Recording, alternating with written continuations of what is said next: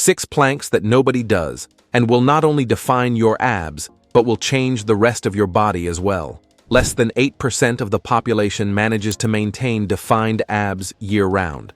This is no coincidence. This is one of the most challenging areas to develop and reveal. While most people insist on doing hundreds of traditional crunches expecting miraculous results, they are ignoring a fundamental fact. Isometric movements like planks deeply activate all muscle layers of the core in a way that no traditional crunch can. The problem is that most people only know the basic plank, often performed incorrectly, and are unaware of the variations that truly transform the abs. Today, you will see 6 planks that nobody does and will define your abs in just 21 days. Before we begin, tell me in the comments your name and how long you have been training. Exercise number 6, side plank. The side plank is a variation of the traditional plank that unfortunately is neglected by most practitioners. Originating from ancient yoga practices and incorporated into modern functional training, this position challenges the body in a different plane of movement, creating a unique stimulus that most conventional exercises do not provide. What makes this exercise particularly valuable is its ability to intensely activate the external and internal obliques, muscles frequently ignored in conventional abs workouts. These muscles not only contribute to the aesthetics of a locked waist, but are also fundamental for the rotational stability of the trunk, something essential for virtually all daily and sports movements. Additionally, the side plank works the quadratus lumborum and hip stabilizers, creating a cascade effect of strengthening that significantly improves posture and reduces the risk of lower back pain. To perform it correctly, lie on your side with your forearm on the ground, aligned directly below your shoulder. Stack your feet one on top of the other. Raise your hips, creating a straight line from ankle to shoulder. Keep your core engaged, as if pulling your navel toward your spine. The free arm can rest along your body or extend upward, depending on your desired level of challenge. Breathe normally and keep your gaze fixed forward. A common mistake is letting the hips drop toward the ground, which drastically reduces the effectiveness of the exercise and increases pressure on the lower back region. Another frequent misconception is raising the hips too much, creating an inverted V shape, which removes tension from the target muscles. For beginners, I recommend starting with 3 sets of 20 seconds on each side. Over time, progressively increase the duration to 30, 45, and eventually 60 seconds per side. Exercise 5, reverse plank. The reverse plank is a powerful variation that completely inverts the dynamics of the traditional exercise, offering a new angle of attack for the abdominal muscles. Unlike the classic version that distributes weight between forearms and feet, this movement transfers the load to the shoulders and places the body in a position where gravity works in a completely different way on the core. The beauty of this exercise lies in its ability to intensely activate the lower part of the rectus abdominis, an area that many people find difficult to target with conventional exercises. By supporting yourself with your hands behind your body, you create a line of force that runs through the entire anterior chain, requiring constant contraction of the lower abs to maintain the position. Additionally, the hip flexors, which frequently dominate during traditional crunches, are less emphasized here, allowing more isolated and efficient core work. To perform it correctly, sit on the floor with your legs extended in front of you. Position your hands on the ground, slightly behind your hips, with fingers pointing toward your feet or slightly outward. Press your hands firmly against the ground and raise your hips, creating a straight line from shoulders to heels. Keep your head in a neutral position, looking upward, and engage your core as if trying to pull your navel inward. The weight should be distributed between your heels and hands. A common mistake is keeping the hips too low, which makes the exercise inefficient and can overload the shoulders. Another frequent misconception is excessively arching the spine, which transfers stress to the lower back region and reduces abdominal activation. For beginners, start by holding the position for 15 to 20 seconds, performing 3 sets. As your strength increases, progress to 30 and eventually 45 seconds per set. Exercise 4. Plank with knee to chest flexion. This dynamic variation of the traditional plank elevates the difficulty level by incorporating an element of movement, transforming a purely isometric exercise into a simultaneous metabolic and muscular challenge. Developed by functional trainers to simulate natural movement patterns of the human body, the plank with knee to chest flexion creates an integrated stimulus that few exercises can replicate. What makes this exercise extremely effective is its ability to work not only the isometric resistance of the core, but also add a dynamic component that significantly increases calorie expenditure and overall intensity. By bringing the knee toward the chest, you activate even more of the deep fibers of the rectus abdominis, especially the lower portion, while also working the hip flexors in a functional manner. This combination creates a toning and definition effect far superior to the conventional static plank. A study published in the Journal of Strength and Conditioning Research demonstrated that adding dynamic elements to planks increases rectus abdominis activation by up to 30% compared to the static version, making it significantly more efficient for those seeking visible results in less time. To perform it correctly, begin in the traditional plank position with your forearms supported on the ground and your body forming a straight line from head to heels. Keep your core engaged and, without allowing your hips to rise, bring one knee toward the elbow on the same side or toward your chest. Return to the starting position and repeat with the other leg. The movement should be controlled and fluid without compromising the stability of the basic plank position. A common error I frequently see is letting the hips rise during the movement, transforming the exercise into something closer to a mountain climber and reducing the isometric work of the core. Another mistake is performing the movement too quickly, sacrificing quality for speed. Remember, each repetition should be intentional and controlled. To implement this exercise in your routine, I recommend starting with 3 sets of 8 to 10 repetitions for each side, with a brief rest between sets. As your strength and endurance improve, increase to 12 to 15 repetitions per side. Time under tension is crucial here, so focus on slow and controlled movements to maximize results. Before we continue, don't forget to subscribe to the channel. Having constant access to science-based information is what will help you progress with long-term health in the world of bodybuilding. Exercise 3. Plank with alternating arm and leg raise. The plank with alternating arm and leg raise is an intermediate to advanced level exercise that takes the concept of core stability to a new level. This variation, popularized by elite athlete trainers and physiotherapists, challenges the body in multiple planes of movement simultaneously, creating a unique stimulus for the entire musculoskeletal system. What makes this exercise particularly valuable is its ability to work what we call anti-rotational stability of the core. By raising opposite limbs, you create a rotational force that your body needs to resist, intensely activating the obliques and deep muscles of the spine. This ability to resist rotation is fundamental, not only for a defined abdominal appearance, but mainly for preventing spine injuries and improving performance in virtually all sports and daily activities. Additionally, this movement simultaneously recruits the stabilizing muscles of the shoulders and hips, creating a true whole-body exercise disguised as abdominal work. The result is harmonious muscle development that goes far beyond aesthetics, contributing to a stronger posture and more efficient movement. To perform it correctly, start in the traditional plank position, with hands directly below the shoulders and the body forming a straight line. Firmly engage your core and, keeping your hips stable, simultaneously raise your right arm forward and your left leg backward, both parallel to the ground.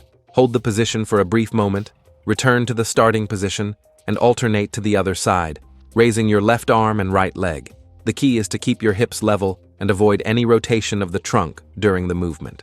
A common mistake is excessively arching the lower back when raising the leg, which reduces core activation and can overload the vertebrae. Another frequent error is raising the limbs too high, compromising stability and proper form. The goal is not maximum amplitude, but rather maintaining perfect control throughout the entire movement. To implement this challenge in your routine, I recommend starting with 3 sets of 6 to 8 repetitions for each side, focusing on movement quality and stability. As your strength increases, progress to 10 to 12 repetitions per side. Exercise 2. Plank with shoulder tap. The plank with shoulder tap represents a brilliant evolution of the traditional exercise, adding a component of controlled instability that deeply challenges the core in multiple dimensions. This variation emerged in modern functional training as a response to the need to prepare the body for real-life challenges where we rarely maintain static positions for long periods. The transformative power of this exercise lies in its ability to create a momentary and controlled imbalance. Each time you lift a hand to touch the opposite shoulder, your center of gravity shifts, forcing all the stabilizing muscles of the core to work with much more intensity to maintain the position. This creates an extremely effective stimulus for the transverse abdominal muscles, obliques, and spinal erectors, developing not only strength, but also proprioception and neuromuscular control. This variation is particularly efficient for developing what specialists call anti-rotational strength and anti-lateral strength, crucial capabilities for preventing spine injuries and improving performance in virtually any physical activity. Additionally, the repetitive movement of the arms slightly elevates the heart rate, adding a subtle cardiovascular component that increases the total calorie expenditure of the exercise. To perform it correctly, position yourself in a high plank, with hands directly under the shoulders and feet apart at hip width. Your body should form a straight line from heels to head.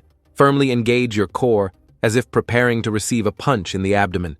Maintaining this tension, lift your right hand from the ground and lightly touch your left shoulder. Return your hand to the ground and repeat with your left hand touching your right shoulder. The movement should be controlled and deliberate without allowing your hips to rotate or rise during execution. An extremely common error is letting the hips rotate to the side during the tap, which not only diminishes the benefits of the exercise, but can also overload the lower back region. Another frequent misconception is arching the spine or raising the hips, removing tension from the core and transferring it to other muscle groups. The plank position should remain virtually unchanged throughout the entire movement, as if your torso were in a rigid vest. To effectively incorporate this exercise into your routine, I recommend starting with 3 sets of 8 to 10 alternating taps, resting 30 to 45 seconds between sets. As your strength and stability improve, progressively increase to 12, 16, and eventually 20 taps per set. To intensify the challenge even further, you can slow down the movement, maintaining each tap for a full second before returning your hand to the ground. Exercise 1. Traditional plank. The traditional plank is often underestimated for its apparent simplicity, but represents one of the most fundamental and transformative exercises for abdominal development and global body stability. With origins dating back to ancient yoga practices such as Chaturanga Dandasana, the plank has been adopted and validated by modern science as a pillar of functional training and physical rehabilitation. What makes the traditional plank truly extraordinary is its ability to simultaneously activate multiple layers of abdominal muscles, from the more superficial rectus abdominis to the deep transverse abdominis, in a sustained isometric contraction that few exercises can replicate. This integral activation is precisely what makes it superior to traditional crunches, which tend to isolate only the rectus abdominis while neglecting the deep stabilizers that are essential for complete and functional definition. What many people don't know is that the traditional plank also intensely works other muscle groups beyond the abdomen.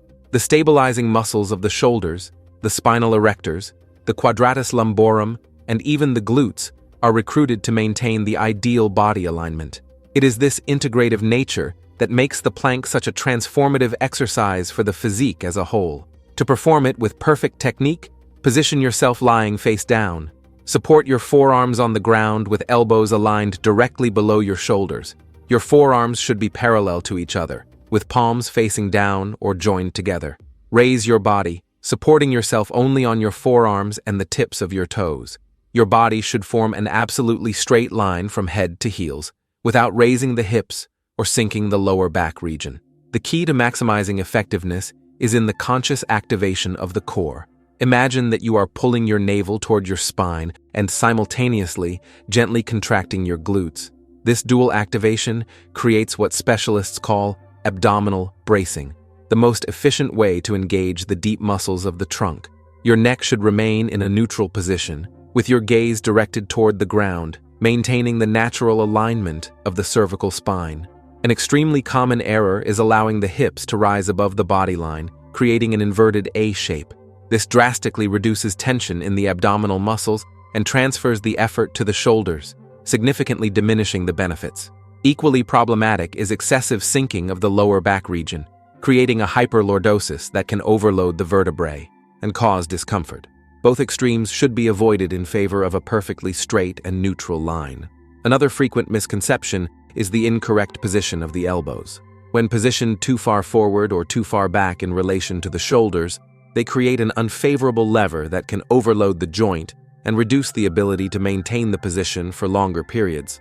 The elbows should be precisely under the shoulders, creating a stable support base. To implement the traditional plank in a progressive and effective manner, I recommend starting with 3 sets of 20 to 30 seconds, resting 45 to 60 seconds between them. As your endurance improves, gradually increase the duration to 45, 60, and eventually 90 seconds per set. Ideally, maintain the quality of the position throughout the entire time, ending the exercise as soon as you notice a compromise in technique, as maintaining an incorrect position brings few benefits and increases the risk of discomfort. To advance beyond the basic version without compromising technique, you can progress to planks of 60 to 90 seconds. Before we finish, it's important to talk about some contraindications. Remember that the goal of training is to evolve your body, not destroy it. People with uncontrolled hypertension should be cautious with isometric exercises like planks, especially in longer durations, as they can temporarily elevate blood pressure. In these cases, start with shorter sets and monitor how your body responds. Individuals with spine problems, such as herniated discs or spondylolisthesis, should consult a physiotherapist before incorporating advanced planks such as the plank with limb elevation. A safer alternative would be to start with the knee plank until developing sufficient core strength. Pregnant women, especially after the second trimester, should avoid the traditional plank due to the intra-abdominal pressure it generates. Modified versions, such as the inclined plank or side plank, may be more suitable alternatives. For those with carpal tunnel syndrome or wrist problems, the traditional plank can cause discomfort. In these cases, an excellent alternative is to perform the plank on closed fists or using specific supports that keep the wrists in a neutral position. Finally, always listen to your body. Sharp pain, especially in the lower back region, is a sign to immediately stop the exercise and reevaluate your technique or seek professional guidance. If you enjoyed this and also want to discover another exercise widely practiced in Asian communities to heal years of neglect of one's own body, we've left a video appearing right now on the screen showing more about this movement. Don't miss it. Thank you for watching this far, and may God bless you, my friend.